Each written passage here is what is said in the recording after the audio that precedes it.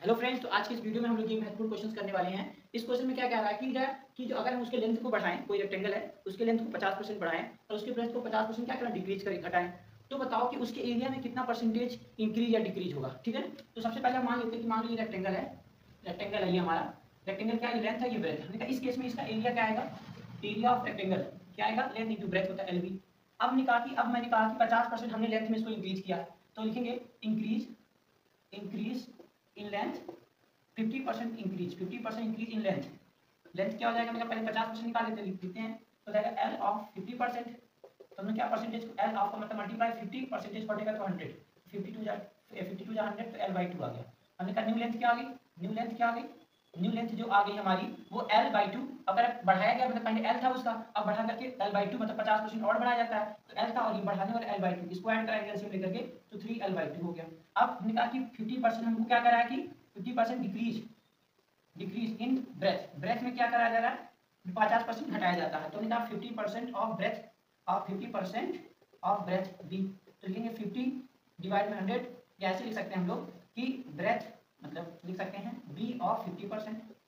B of 50% क्या हो जाएगा, बी इंटू 50/100, यहाँ भी कैंसिल आउट हो जाएगा 2 बार, यहाँ बी बाई 2 आ गया। हमने कहा अब न्यू न्यू ब्रेथ क्या आ गई, ब्रेथ क्या आ गई, वो हमारी पहले एल थी, अब इतना ही 50% डिक्रीज किया जाता है तो घटेगा, पहले बी थी अब बी बाई 2 माइनस हो जाएगा, तो कराओगे तो बी बाई 2 आएगा। ठीक है, अब कहेंगे हम अब इस केस में हमारा नया एरिया क्या आएगा, तो कहा इस केस में नया एरिया क्या आएगा, उसको कर लेते हैं।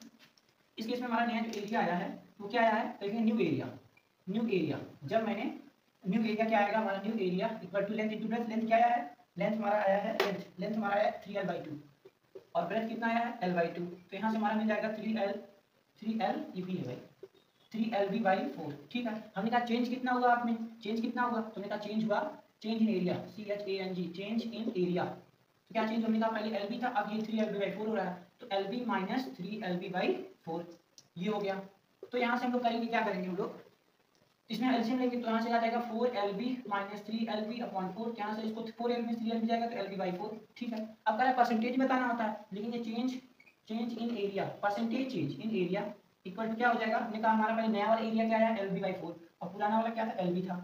परसेंटेज में लाने के लिए हम 100 से मल्टीप्लाई कर देते हैं, ये LB से LB कैंसिल, तो हमारा आ जाएगा ये हमारा नीचे चला जाएगा, तो 1/4 इंटू 100%, इसको हम काटेंगे 25, तो आ जाएगा हमारा 25%। 25% हमारा जो एरिया वो अच्छा इंक्रीज कर रहा है डिक्रीज कर रहा है। हमने कहा कि इस केस में हमारा लेंथ क्या आया, एक एरिया क्या कम आया तो डिक्रीज करेगा, क्या करेगा, क्योंकि पहले हमारा LB बाई LB था, अब हमारा जो न्यू एरिया आया है वो 3lb बाई 4, ये घट रहा है, देखिए यहाँ पे।